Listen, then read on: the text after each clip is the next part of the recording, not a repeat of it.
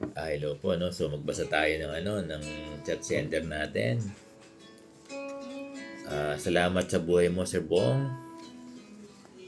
Ikaw ang binigay ni Lord. Thank you na nagbigay sa aming mga guro ng pag-asa.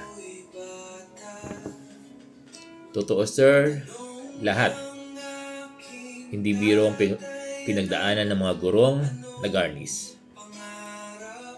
Ako isang tanghalian, tumulo ang luha ko dahil nagtatago ako sa gilid ng table ko para hindi makita kasi wala akong ulam, tanging asin lang ang mayroon sa aking kanin. Kalungkot, no? Kasi yung inuutangan ko ng ulam, hindi nakapagtinda. So, nangungutang lang siya ng ulam. Pero ganoon, pagpasok ng student ko sa silid-aralan, tumatayo pa rin ako sa harapan ng mga bata na okay, nakangiti. Nagtuturo ng masaya, pero hindi nila alam ang pinagdadaanan ko. Kahit minsan, sinasabi ng utak ko, bakit pa ako magtuturo? Wala ka namang sahod.